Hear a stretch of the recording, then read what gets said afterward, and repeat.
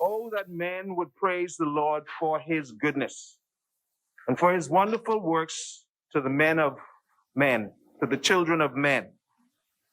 And let them sacrifice the sacrifices of thanksgiving and declare his works with rejoicing. That they that go down to the sea in ships, that do business in great waters, these see the works of the Lord and his wonders in the deep. For he commandeth and raiseth the stormy winds, which lifted up the waves thereof. They mount up to heaven. They go down again to the depths. Their soul is melted because of trouble. They reel to and fro and stagger like a drunken man and are at their wits' end. Then they cry unto the Lord in their trouble, and he bringeth them out of their distress. He maketh the storm a calm, so that the waves thereof are still. Then are they glad because they be quiet. So he bringeth them unto their desired haven. Oh, that men would praise the Lord for his goodness and for his wonderful works to the children of men. Let them exalt him also in the congregation of the people, and praise him in the assembly of the elders. He that turneth rivers into a wilderness, and the water springs into dry ground, a fruitful land into barrenness, for the wicked of them that dwell therein. And turneth the wilderness into a standing water, and dry ground unto the water springs. And there he maketh the hungry to dwell.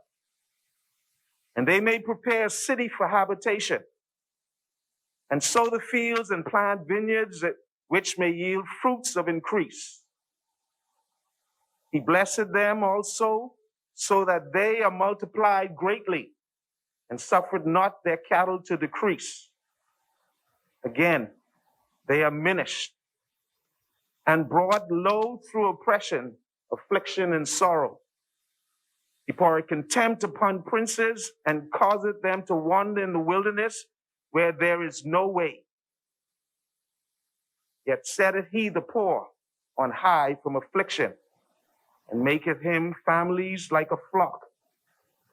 The righteous shall see it and rejoice, and all iniquity shall stop her mouth.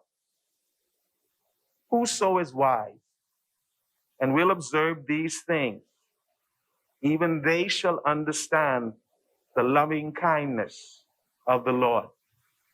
And let us all say, Our Father, who art in heaven, hallowed be thy name. Thy kingdom come, thy will be done, on earth as it is in heaven. Give Give us this day our daily bread, and forgive us our trespasses. We forgive those who trespass. and lead us not into temptation, but deliver us from evil. Thine is the kingdom, power, and the glory, forever and ever. Amen.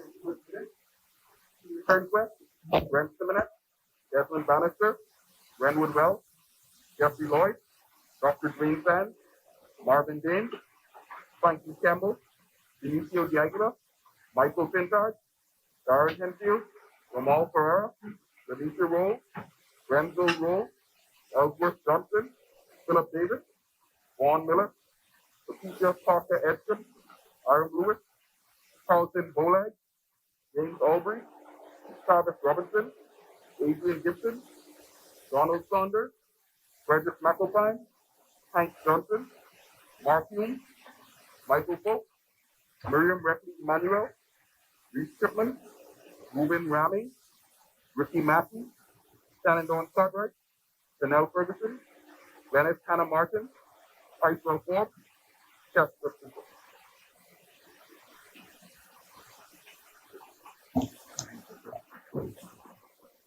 Good morning again, honorable members.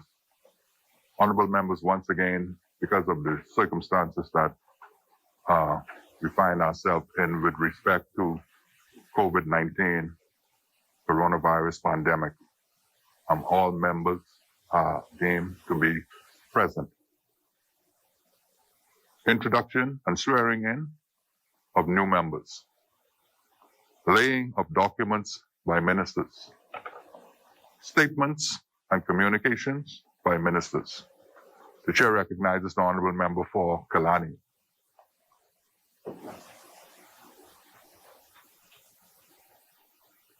Thank you very much, Mr. Speaker. Speaker, you look around today, you see that from the official cabinet group, there's only 3 of us, as most of my cabinet colleagues are completing quarantine because of potential, and I use that word very carefully, potential exposure. But us 3 were not present during that particular time. But looking in here today, you can honestly say that the FNM has a deep bench. We are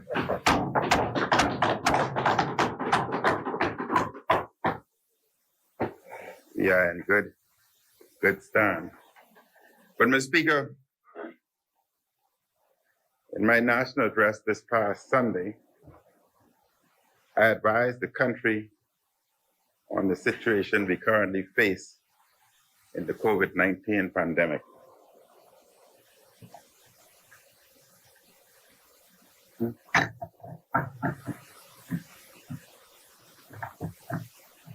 Which remains a dangerous and deadly threat to the entire world and to our Bahamas.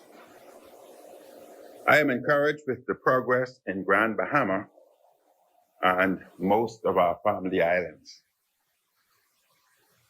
Viral numbers are low in these places.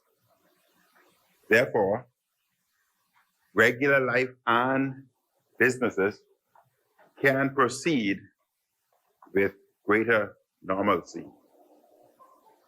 Residents on these respective islands are to be commended.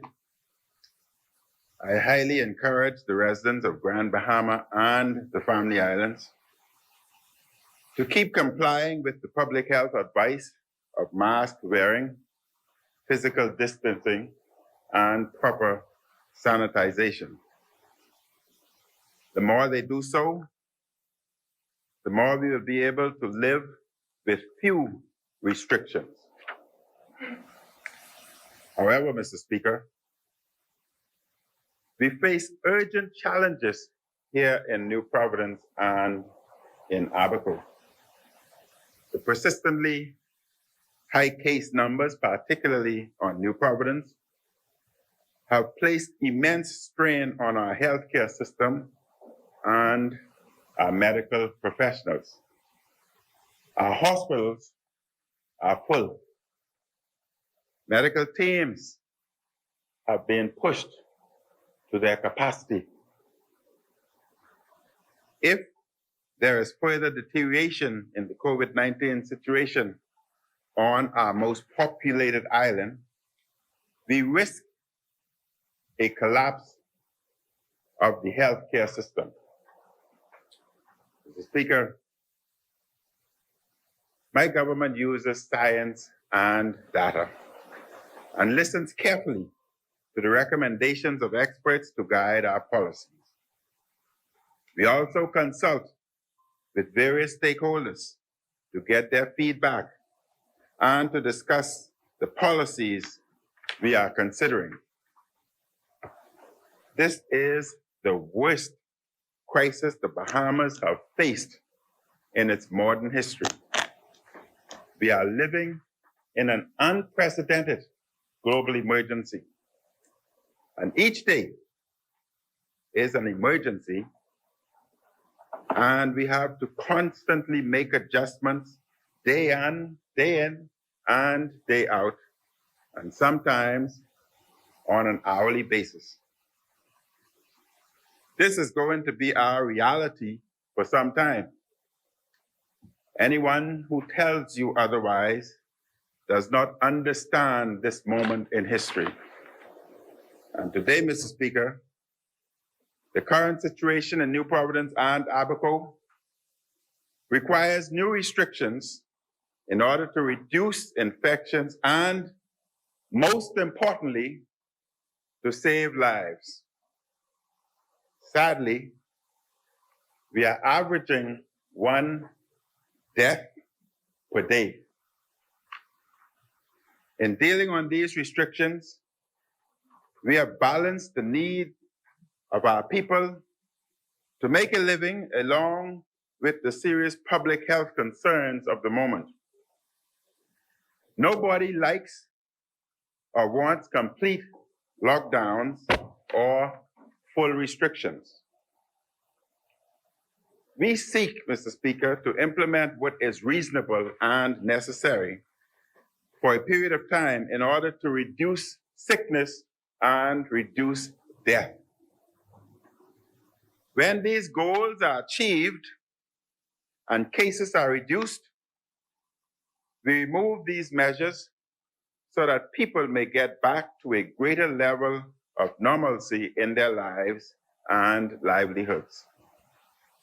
We know that restrictions are hard on family life. They are hard on businesses and people's finances. They're hard on everybody's mental health. However, Mr. Speaker, restrictions are needed now on New Providence and Abaco in order to address the current situation. Yesterday, the Cabinet had a special briefing from the Pan-American Health Organization and World Health Organization representative to the Bahamas, the government's health consultant, and representatives of the Ministry of Health.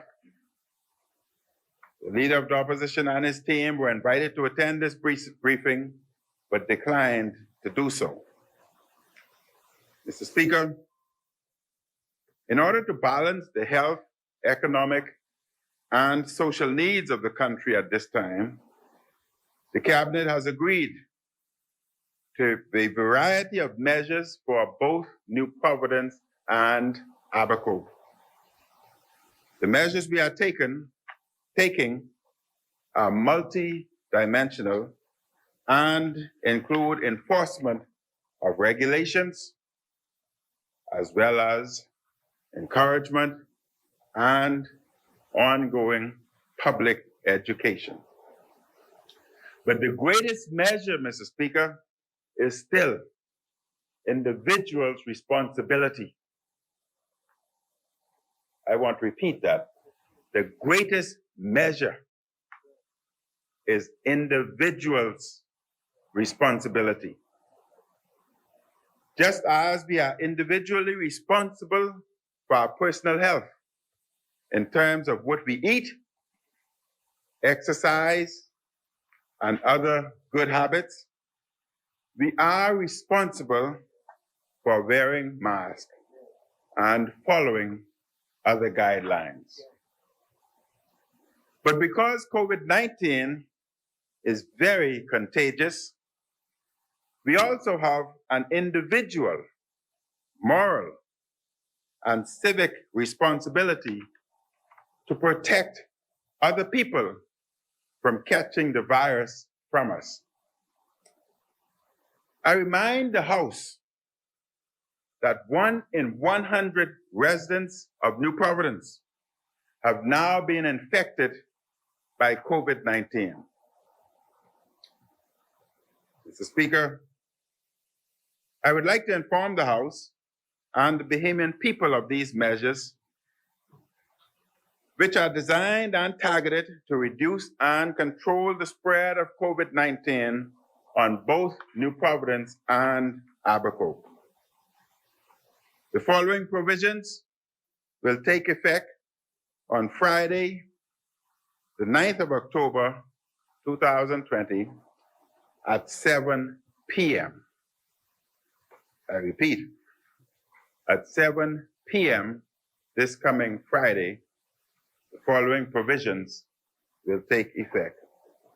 Effective beginning this weekend, there will be full 24-hour weekend curfews for New Providence and Abaco only.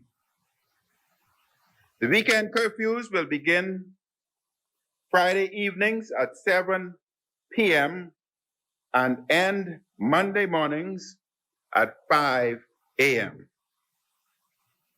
This holiday weekend, there will be a full 3-day, 24-hour curfew beginning Friday, the 9th of October at 7 p.m.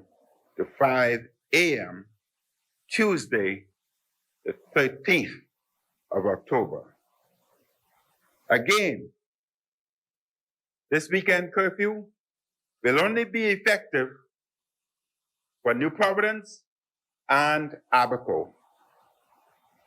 This does not include Grand Bahama, Auckland's Crooked Island, Long Island, San Salvador, Eleuthera Harbor Island, Spanish Wells, and Berry Islands. Andres, how could I forget? Andres, Bimini, that's my Cal. Mr. Speaker, all the other family islands, excluding New Providence and Abaco, this applies to.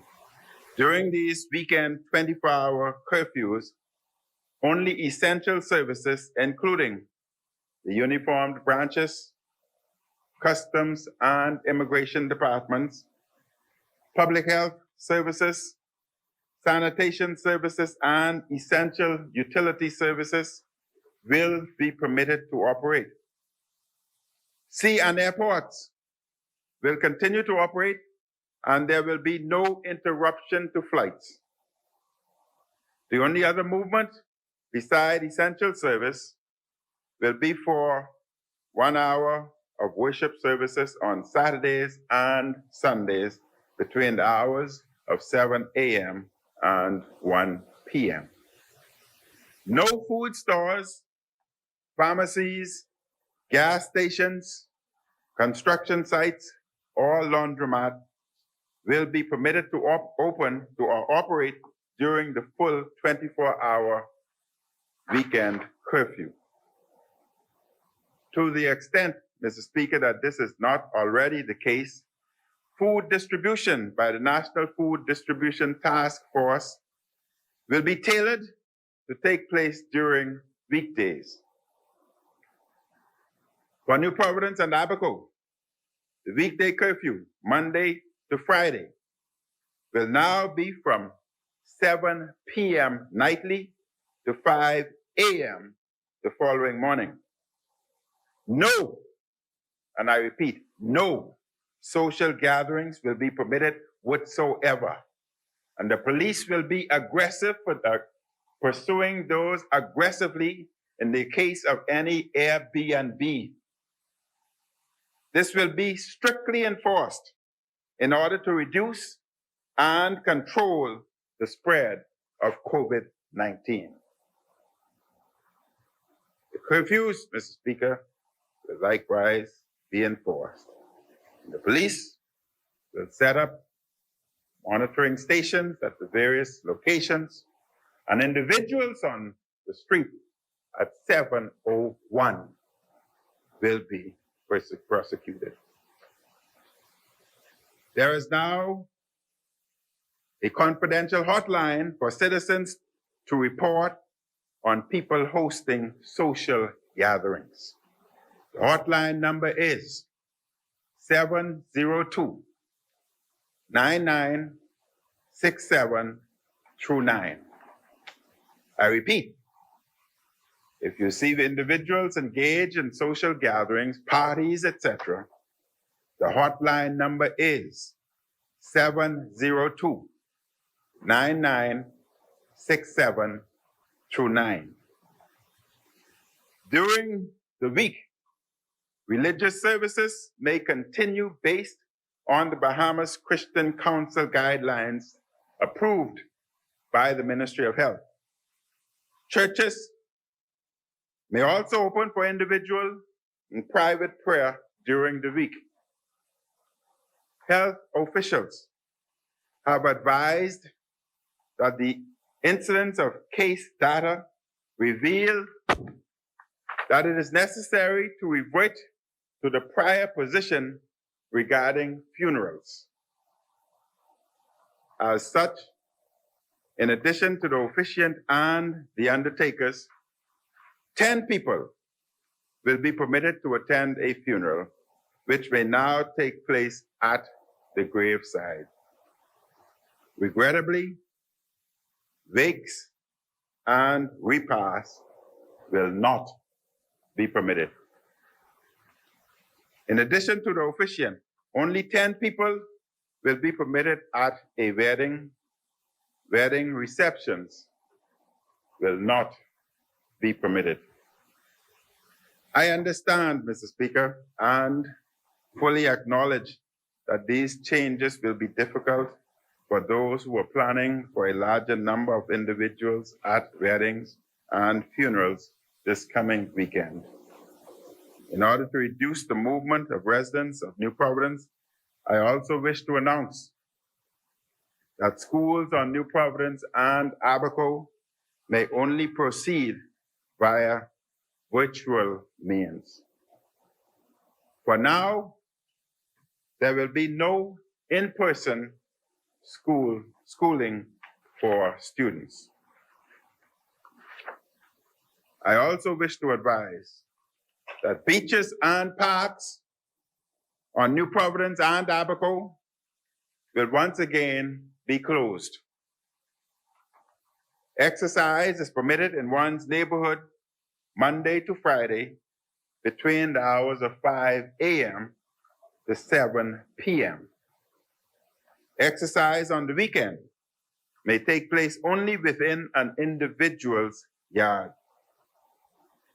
Unfortunately, Mr. Speaker, and regrettably, unfortunately, gyms will once again be closed.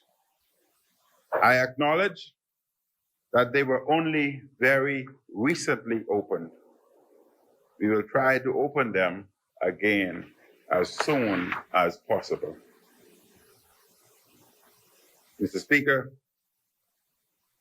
the workplace is a major source of community spread for COVID-19. All of those who can work from home should do so. I advise and I encourage telework and, where possible, a shift system so as to allow minimal number of individuals in the workplace. We have many reports of individuals in offices not wearing masks and not maintaining physical distancing, proper sanitization, and other health measures. Such practices are helping to spread this deadly virus. I again make a strong appeal to those businesses that are not complying with health and safety guidelines to do so immediately. It is the right thing to do legally and ethically. Let me again thank the many citizens, residents, and businesses who are consistently following the health and safety guidelines. To limit community spread in the public sector to the greatest extent possible, public officers will be instructed by their permanent secretaries to work from home. Cabinet ministers in quarantine will work from home during the quarantine period. For restaurants, Mr. Speaker, for the time being, only takeaway, curbside, and deliveries will be permitted. There will be no indoor or outdoor dining on New Providence and Abaco for now. Where takeaway services are being provided, enforcement monitors will be vigilant to ensure that there is no congregating either indoors or outdoors by patrons. All retail will be curbside except for food stores. For all other retail, customers are not permitted to enter stores. Gas stations are not permitted to provide in-store services. And the Speaker, I should clarify that there are many hotels that has guests, and yes, they can have outdoor dining for their respective guests. Mr. Speaker, as a part of our enforcement efforts, all fines for breaching health protocols, except for the mask violations, will be doubled. To encourage compliance with public health protection measures, there will be an amendment to the Emergency Powers Order that causes businesses to be closed for business on their second violation of the order. They will be closed for 14 days. Mr. Speaker, what that means, the business violate the order, they are fined. On the second violation, they will be closed for 14 days. If a business or construction site has an infection rate of 10% of the full staff complement, the business or construction site will be closed and all staff members will be quarantined for the prescribed incubation period of 14 days. Consistent with the international guests using these facilities, Bahamians and residents seeking to book at hotels on New Providence and Abaco will be required to have negative COVID RT-PCR tests before entering such facilities. Mr. Speaker, health officials are setting a goal with targets and timelines that would measure the impact of the restrictive measures and the likely success of mitigating the transmission of COVID-19 in New Providence and Abaco over the next 14 days. The ultimate measure of success would mean that the number of new cases is no longer increasing, hospitalizations are decreasing, a reduction in the need for ICU care or intensive care, and a decrease in the number of COVID-19 related deaths. The success of these measures will inform whether more restrictive measures are needed or if measures can be relaxed. Mr. Speaker, the measures I have outlined have no effect on air travel. There's been no change to the current travel regime. The opening of the international tourism sector remains set for the 1st of November, 2020. Indeed, we are also taking these measures in order to reduce our case numbers in preparation for the border opening of our tourism sector. Our economy was the strongest it had been in decades before COVID-19 hit. Just like most of the world, it is going to take a long time to recover and to work our way back. We cannot get our economy and future back on track unless we beat this pandemic. The reality is, Mr. Speaker, that a massive number of jobs our country depends on are in the tourism sector. Until tourism is back, we are going to continue to face large hurdles. We cannot bring tourism back until COVID-19 is on the run.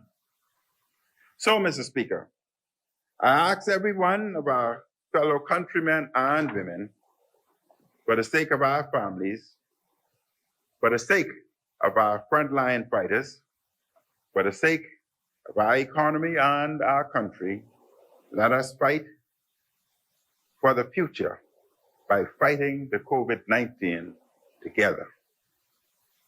Mr. Speaker, we are in a particular and difficult circumstance during this flu season. We are in the midst of a pandemic. The additional burden of the flu season may further affect individuals and our healthcare system.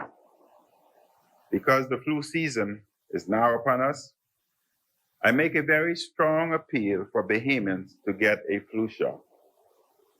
Please consult your doctor or a medical professional if you have any questions about the flu shot. I myself, Mr. Speaker, will be getting a flu shot as soon as possible and encourage the members of Parliament to do the same. Mr. Speaker, I was asked by one of my constituents why we use a number of measures we do in fighting the virus. When someone stays at home and they are physically distant from large numbers of people, they reduce the risk of contracting and spreading the virus. The restrictions are not a punishment. They are a public health tool to create more physical distancing across the community to reduce the potential to spread this very contagious virus. And right now, Mr. Speaker, on New Providence and Abaco, we need everyone to come together in a spirit of unity to fight the current spread of this deadly virus. The virus likes division and disunity, both of which it exploits, doing harm to us all. Whomever sows disunity and division also helps to spread the virus. So we need, Mr. Speaker, all residents of the country, political parties, businesses, churches, unions, the media, and civic organizations to be on one accord. The more we cooperate, the sooner we can lift the measures and resume normal lives. The pandemic will be with us for some time. We will be battling this well in the next year, Mr. Speaker. What countries across the globe have learned is there will be waves and surges of this virus. When they come, we must not panic. We must rise to the occasion as a people and do the things we need to in order to drive the numbers down. We are all tired of this virus. We all want to be able to see our loved ones, colleagues, and friends as we once did. We must also be realistic with our current expectations. This is the worst pandemic in 100 years.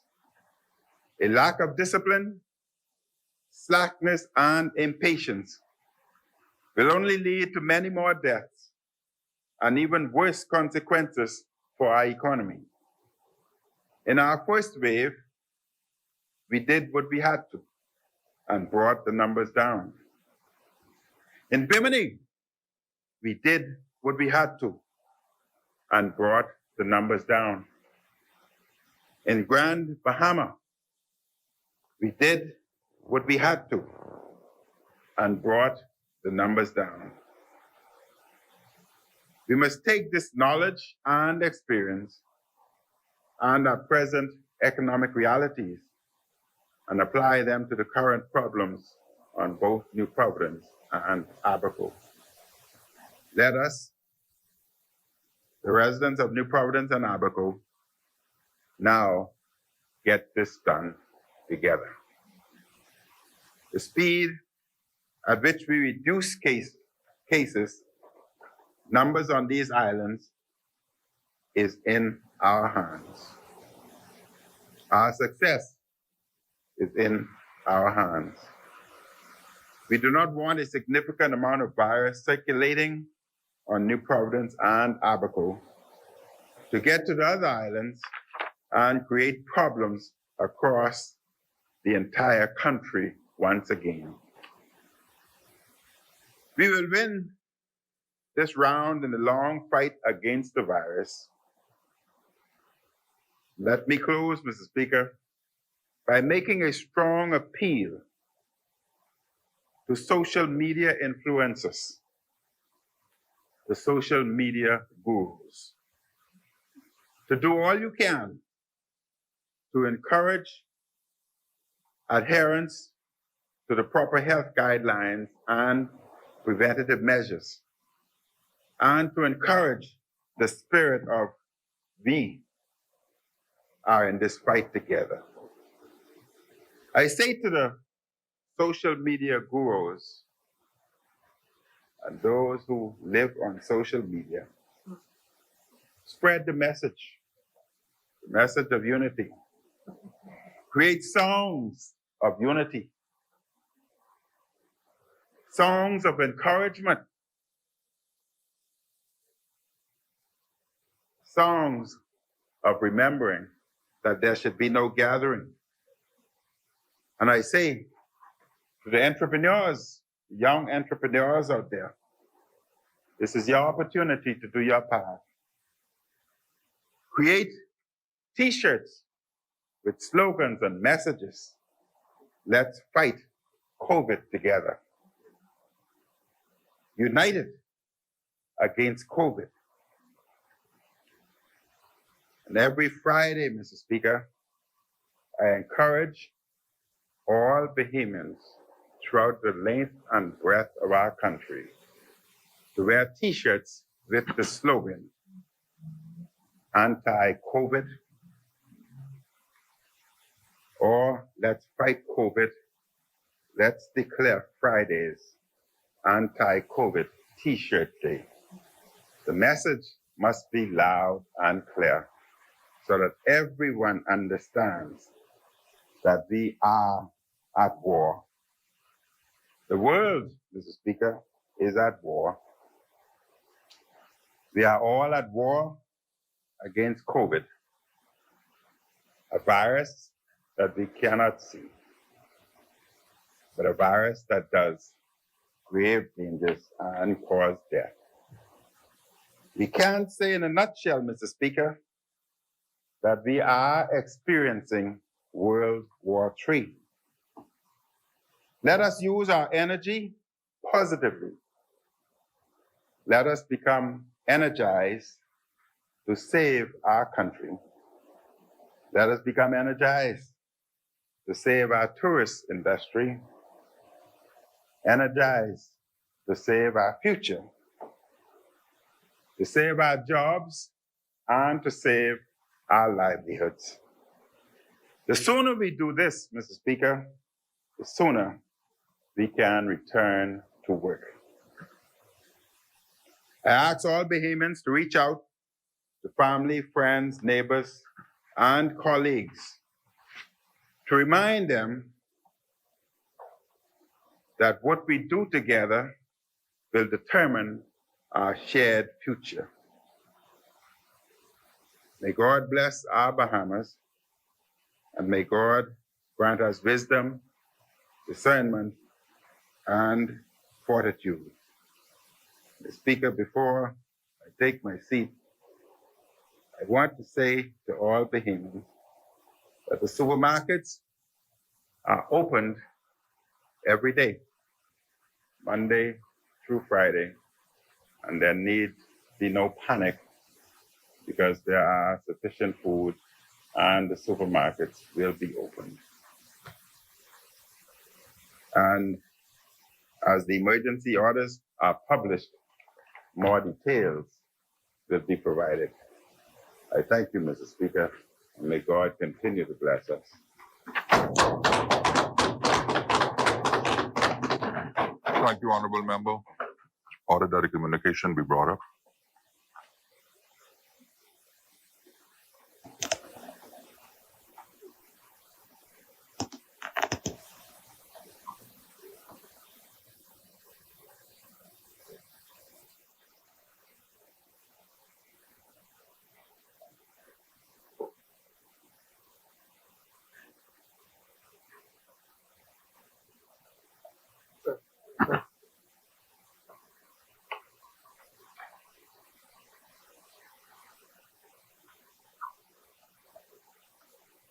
Ordered that the document do lie on the table.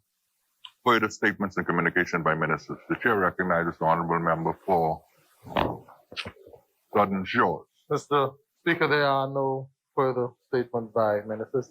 Mr. Speaker, I move that the business of this House do suspend until Wednesday, 21st of October at 10 a.m.